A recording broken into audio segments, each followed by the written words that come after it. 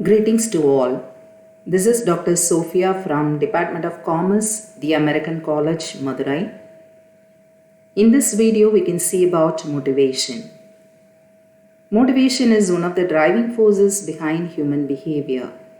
It fuels competition and sparks social connection. The term motivation has been derived from the word motive. Motive means the urge, need, want, or desire that induces a person to work. Every manager intends to secure optimal performance from the employees. The performance of the subordinate is determined by his ability to work and the extent to which he is motivated. What is motivation? Motivation is the process of inducing and instigating the subordinates to put in their best. Normally, motivation is influenced by the needs of a person and the extent to which these have been fulfilled.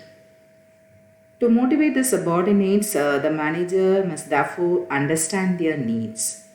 It is always internal but externalized through our behavior modification. Here is the definition for motivation given by W.G. Scott.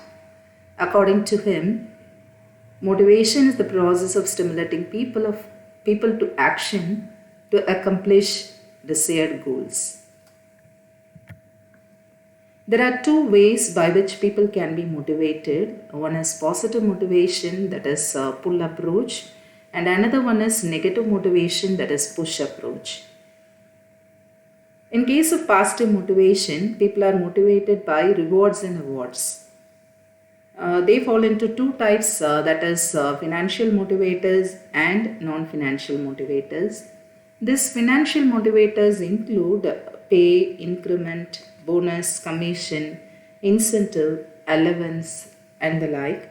And non-financial motivators include praise, appreciation, participation in management, social recognition, awards, promotion, and the like. This financial incentive or the monetary incentive provide a better standard of life, while non-monetary motivators satisfy the ego of the employees. So both monetary and non-monetary motivators create a favorable work climate in the organization. And the negative motivation, it is also called as push approach. This ensures work performance through fear creation in the minds of the employees. Fear of consequences keeps the employee doing a certain work. This method creates frustration in the minds of the employees. So a hostile state of mind and an unfavorable attitude towards the job hinders their efficiency and productivity. So this negative motivation is also of two types. So one is financial negative motivators and another one is non-financial negative motivators. Financial negative motivators include fine, penalty, pay cut, withholding increment, pay recovery, etc. And non-financial negative motivators include humiliation, demotion, punishment, transfer, taking disciplinary action, scolding, criticism, and the like. So it is good to have positive motivation on the employees so that they can work better. This motivation is have some salient features. One among them is it is a psychological concept. The needs of a person influence his behavior. A subordinate whose needs have been fully satisfied feels mentally relieved. The quantum of tangible benefits provided, like higher pay to a subordinate, may not actually determine mental satisfaction. Even a word of appreciation from the manager may provide greater mental satisfaction to an employee and induce him to work harder. Thus, this motivation has something to do with the psychology of the employees.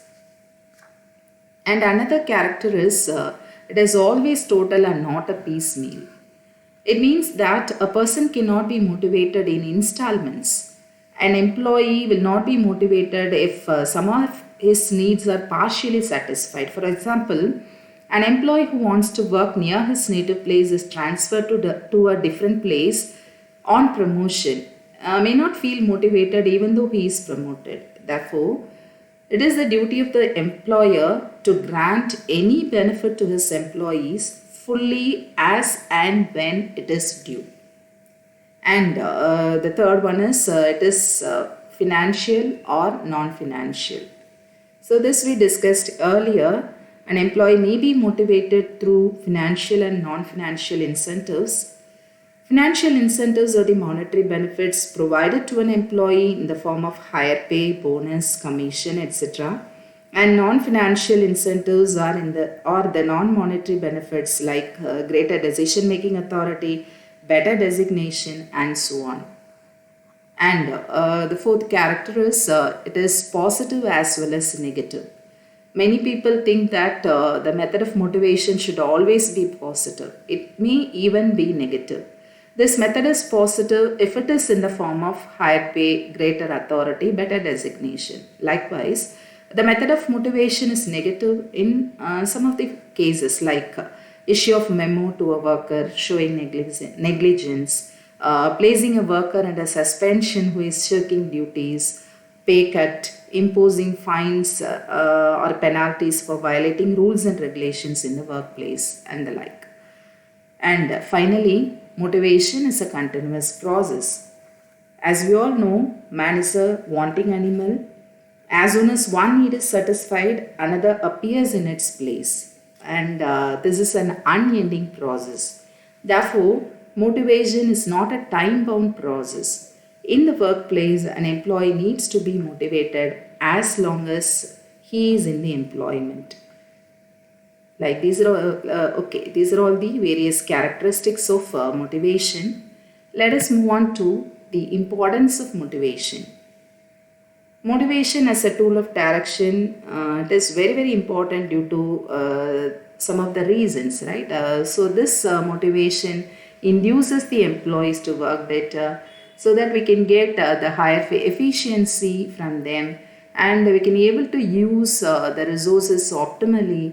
We can avoid losses due to mishandling and breakages.